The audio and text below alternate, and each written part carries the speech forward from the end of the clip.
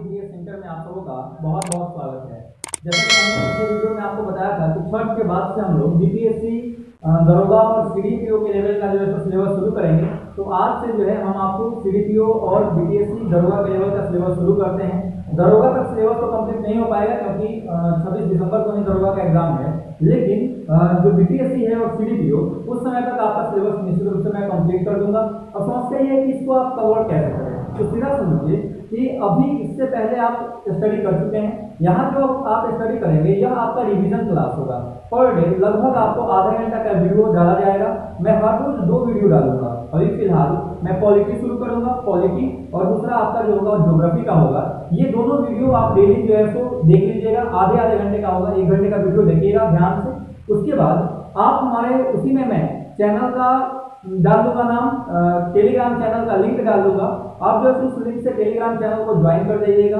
हर रोज रात को 7 बजे जो आज टॉपिक पढ़ाया गया है उसी से रिलेटेड जो वीडियो है उसके अंदर का क्वेश्चन होंगे। लगभग 15 से 20 क्वेश्चन मैं करवा दूंगा आपको। डेली आपका जो है सो सिलेबस भी हो जाएगा, शाम को टेस्ट भी हो जाएगा, यानी कि आप अगर याद कर रहे होंगे तो आपको आसानी से याद हो जाएगा। यह फायदा आपको रहेगा। फिलहाल हम लोग जो है शुरू करते हैं। सबसे पहला जो होगा वो अभी हम संविधान शुरू कर रहे हैं, और संविधान में भी आपने सुना होगा संविधान सभा।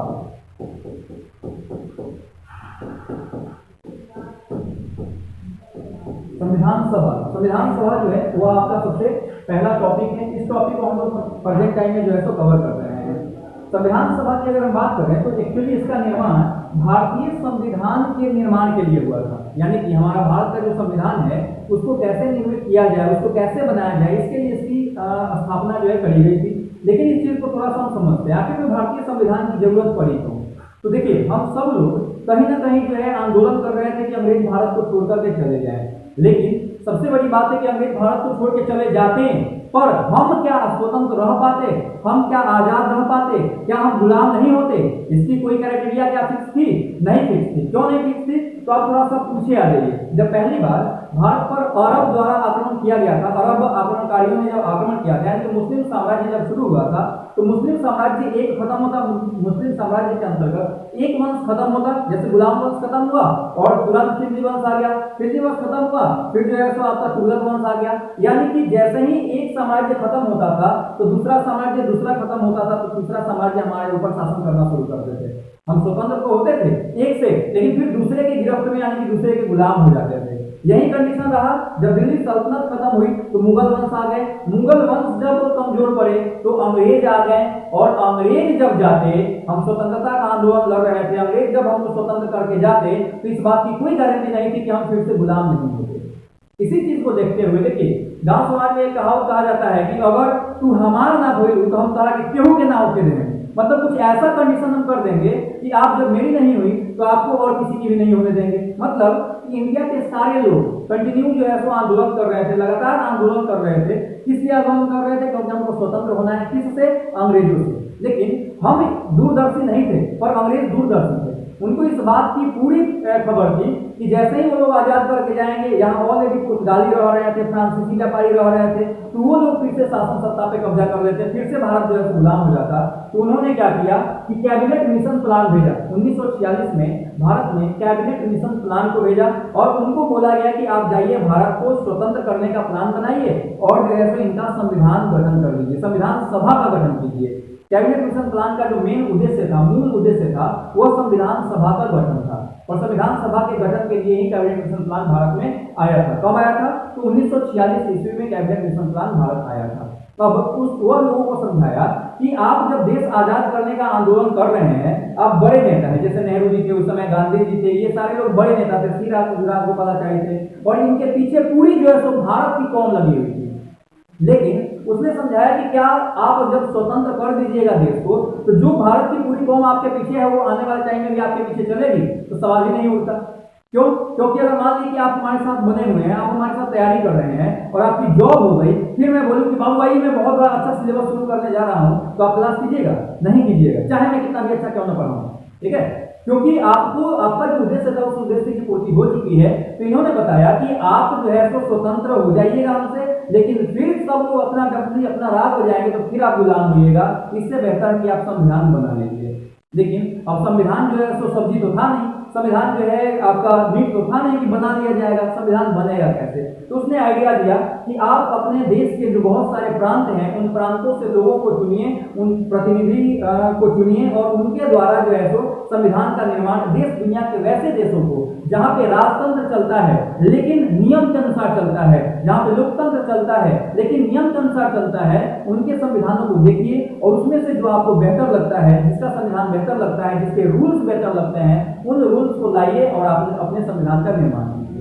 ठीक है, ये कंडीशन जब इनको समझ में आई तो इनको लगा कि बात तो सही है, अगर हम देश आजाद हो जाता है और देश आजाद होने के बाद हम शासन सत्ता को चलाएंगे तो शासन सत्ता चलाने के लिए सबसे ज्यादा जरूरी ये है कि हमारे पास कानून हो। अगर कानून नहीं होगी तो लोग यहाँ तो कानून होने के बाद भी हम लोग कानून तोड़ रहे होते हैं। हम सबको पता है कि हेलमेट पहन के टू व्हीलर चलाना चाहिए, लेकिन फिर भी हम हेलमेट नहीं पहनते हैं, पट्टी बांध करके फोर व्हीलर चलाना चाहिए, फिर भी हम लोग जो है सीट बेल्ट नहीं बांधते हैं। तो हम लोग जो है डर से, यानी कि पुलिस के डर से, अगर कानून नाम की चीज नहीं होती तो हमको डर ही नहीं होता, तो कानून के डर से हम लोग उस रूल्स को फॉलो करते हैं। उसी प्रकार से जब संविधान बन जाएगा, एक कानून बन जाएगी, तो सब लोग अपना डेफिनेटली अपना राग नहीं बजाएंगे जैसे वर्तमान टाइम में नहीं बजाते।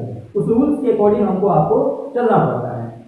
उसी प्रकार से बोला गया कि संविधान बनाइए, लेकिन संविधान अकेले बनने वाली चीज नहीं थी, तो उसके लिए संविधान सभा का गठन किया गया। जो ये संविधान सभा था इसमें सीटों की संख्या यानी कि कुल लोगों की संख्या 389 रखी गई थी। कितनी रखी गई थी? 389, जिसमें से मुस्लिम लीग जो था, मुस्लिम लीग के सदस्यों की संख्या जो थी वो कितनी थी?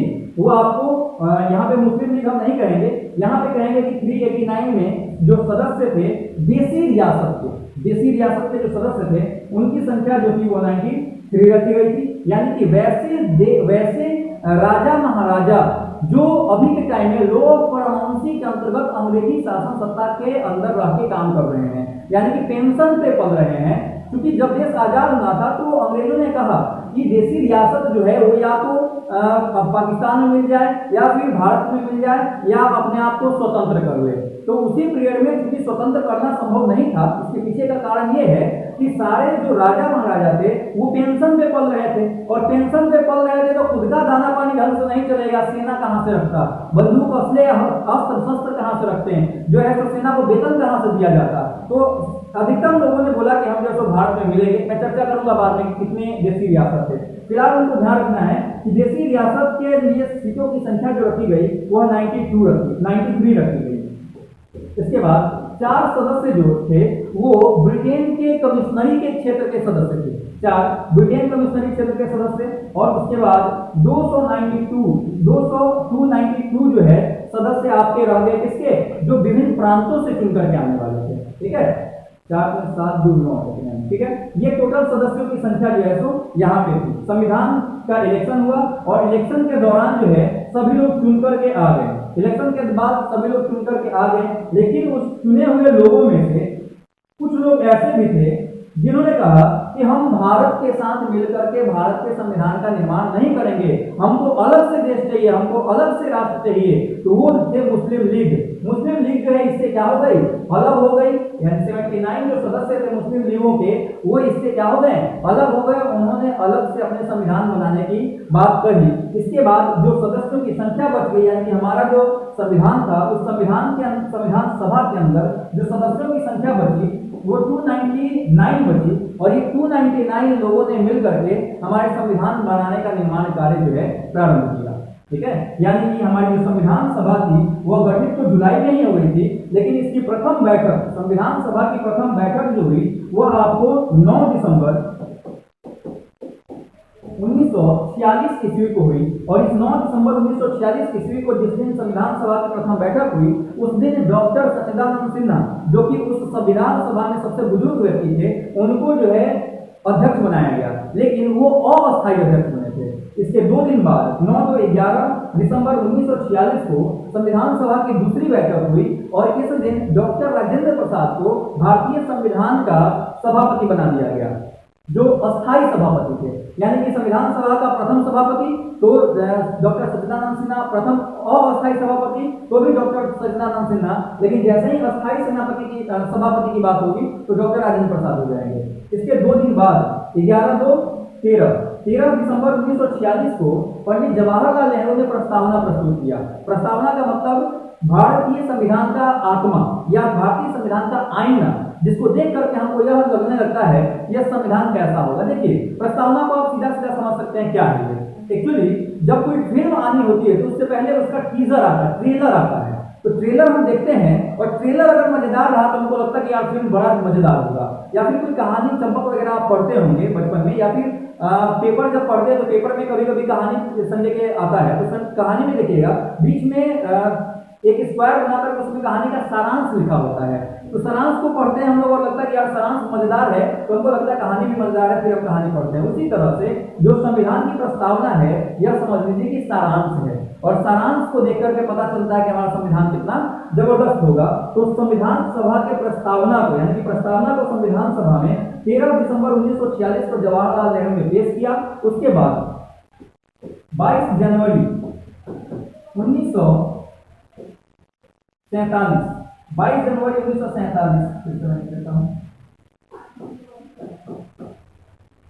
1947 को संविधान सभा जो थी उसने प्रस्तावना को मंजूरी दे दी और हमारा संविधान बनने का कार्य प्रारंभ हो गया। हमारा संविधान 2 वर्ष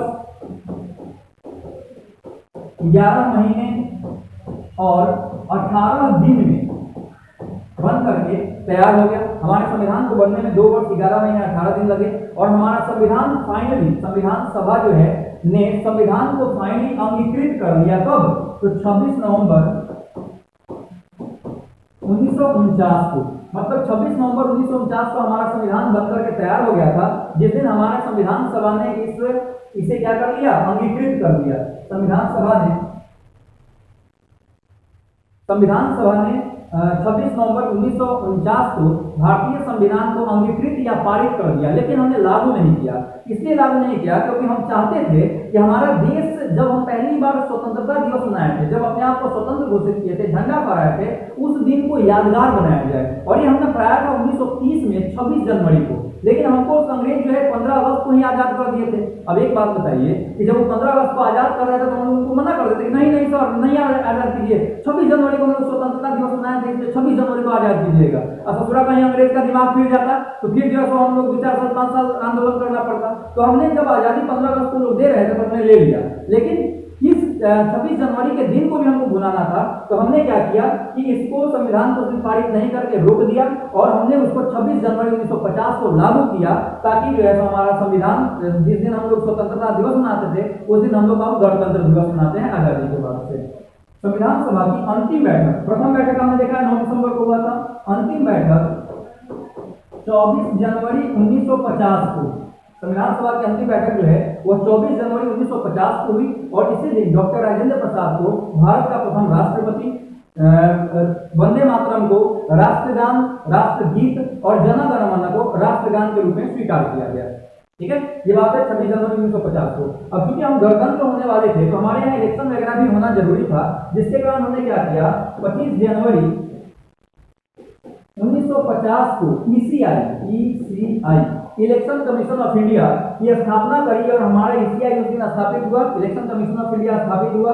और 26 जनवरी 1950 को हम अपने आप को गणतंत्र घोषित कर दिए, यानी कि हम अब जो है पूर्ण रूप से हमारा अपना संविधान हो गया।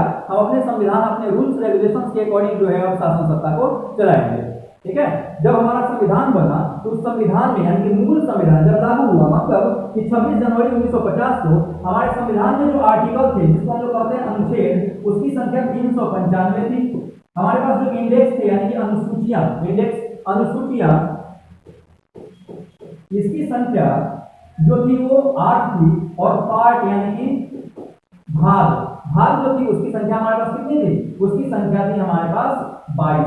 लेकिन अगर हम प्रेजेंट टाइम के हिसाब से देखें तो क्योंकि हमारा संविधान जो है थोड़ा नम्य और थोड़ा अनम्य है, मतलब थोड़ा लचीला और थोड़ा कठोर है। कठोर इसलिए क्योंकि इसके रूल्स का आप उल्लंघन करिएगा तो आपको जुर्माना हो सकता है, आपको सजाएं हो सकती हैं। और लचीला इसलिए कि हमको जब भी जरूरत पड़ता है तो हम जरूरत के हिसाब से अपने संविधान का संशोधन कर सकते हैं। जबकि अमेरिका का संविधान जो है वह एक कठोर संविधान है। ठीक है, अपने अमेरिका का संविधान जो है 1789 में लागू हुआ था और आज तक मात्र 4 बार संशोधन हुआ है, जबकि हमारे संविधान में 133 बार से ज्यादा संशोधन हो चुका है। ठीक है, तो जब हमारा संविधान लागू हुआ था मतलब 26 जनवरी 1950 को, उस समय आर्टिकल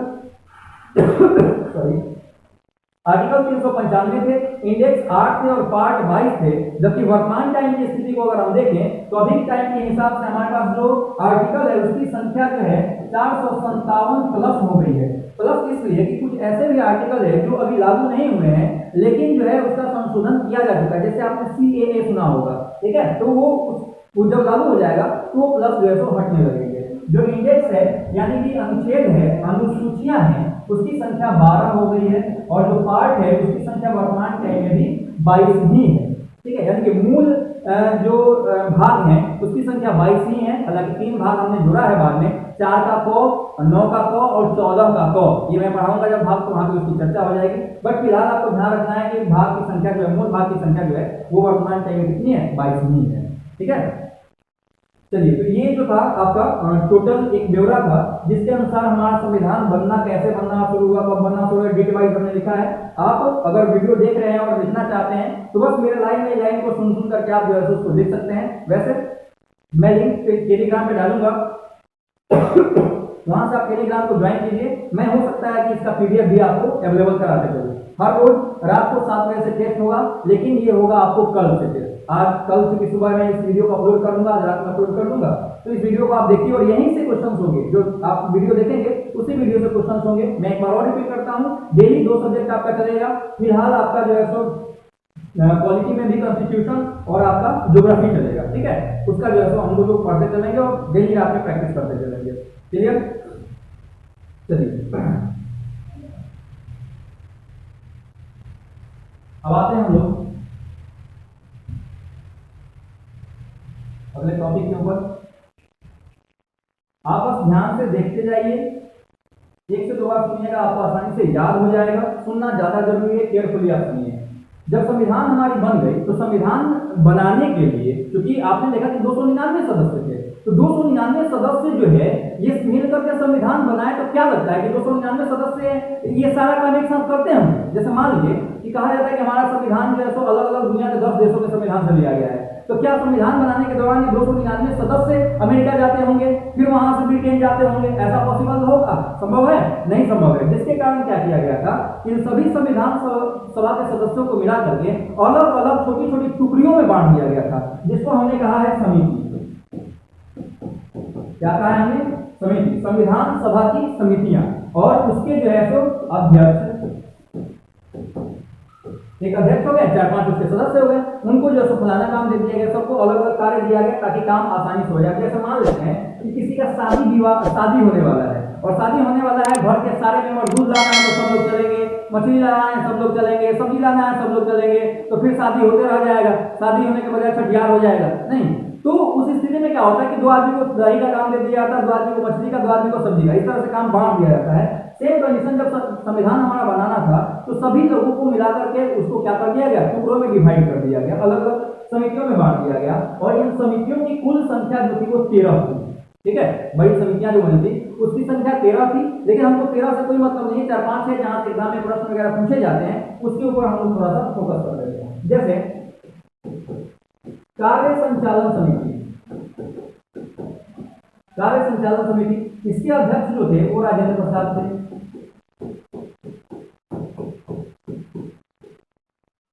दूसरा, संघ संविधान समिति, संघ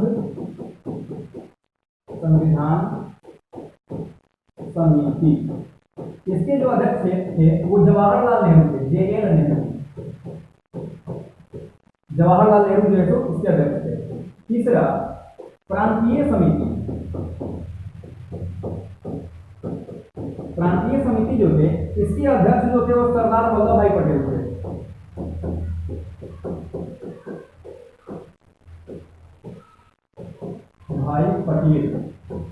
सरदार वल्लभ भाई पटेल जो थे वो प्रांतीय समिति के सदस्य थे। देखिए, अब थोड़ा सा हम चर्चा करते हैं। लॉ ऑफ प्रॉविंसी के अंतर्गत पेंशन पे अंग्रेजी साम्राज्य के अंदर जो था, यानी कि अंग्रेजी साम्राज्य के शासन सत्ता में कुल 552 देशी रियासत रह रहे थे। जब उन्होंने आजाद किया इन देशी रियासतों को, तो इनको बोला कि जो लोग पाकिस्तान में मिलना चाहते हैं, पाकिस्तान में जो भारत में मिलना चाहते हैं, भारत में जो स्वतंत्र रहना चाहते हैं वो स्वतंत्र रह सकते हैं। तो उस स्थिति में मैंने आपको बताया कि इनके पास पैसे की कमी थी, न हथियार था और न ही सेना थी। तो इसमें से मैक्सिमम कितने, तो 549 देशी रियासत जो है ये भारत में मिल गए। बाकी बच गए 3। वो 3 देशी रियासत कौन कौन थे? एक जम्मू कश्मीर, दूसरा जूनागढ़ और तीसरा आपका हैदराबाद। जम्मू कश्मीर मैप में ऊपर होता है, जूनागढ़ जो है वो गुजरात में था और हैदराबाद जो है वो आंध्र प्रदेश में था। तो ये तीनों बोले कि नहीं हम स्वतंत्र रहेंगे। तो जो जम्मू कश्मीर था इसको हम लोग कागजी कार्रवाई के द्वारा, जो हैदराबाद था इसको पुलिसिया कार्रवाई के द्वारा, और जो जूनागढ़ था उसको जनमत संग्रह के द्वारा हमने क्या कर लिया, अपने भारत में मिला लिया। यानी कि 552 जो क्षेत्र थे उनको भारत में मिलाया गया, और उनको मिलाने में सबसे बड़ा योगदान जो है वो सरदार वल्लभ भाई पटेल यानी कि प्रांतीय समिति का रहा है। ठीक है, चलिए उसके बाद था प्रारूप समिति। प्रारूप समिति जो थे इसके अध्यक्ष डॉक्टर बी.आर. अम्बेडकर थे, भीमराव अम्बेडकर थे, और उसमें सदस्यों की संख्या 6 थी। कुल सदस्य 7 थे, और लेकिन सदस्य केवल बोला जाए तो 6 थे, एक आदमी अध्यक्ष हो गया, तो 7 सदस्य थे। बी.आर. अम्बेडकर,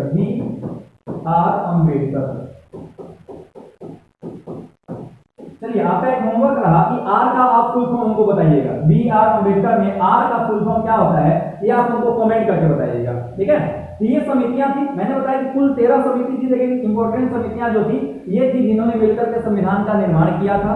इसके बाद आते हैं हम लोग अगले टॉपिक पे।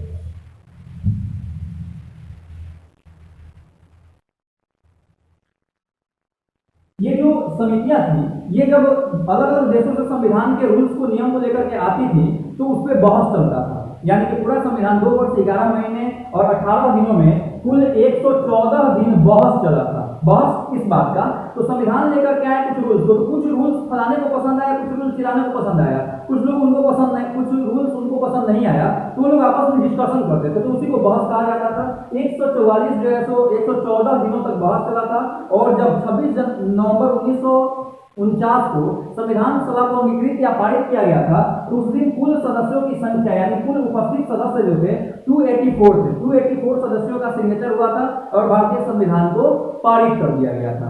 ठीक है, मुझे लगता है कि यहाँ तक आपको समिति तक समझ में आया होगा। कल जो टॉपिक होगा वह आपका होगा भारतीय संविधान के स्रोत, यानी कि भारतीय संविधान को किन किन देशों से हमने लिया है, इसके ऊपर कल डिस्कशन करेंगे। और हमको लगता है कि आपको वीडियो पसंद आएगा, आप इसको देखिए, और लगे कि शेयर किया जाना चाहिए तो दोस्तों में शेयर कीजिए, ताकि ज्यादा से ज्यादा बच्चों को फायदा हो सके। आपने आज तक पढ़ा है, बहुत सारा पढ़ा है, लेकिन एक बार यहाँ से आपका रिविजन निश्चित रूप से हो जाएगा।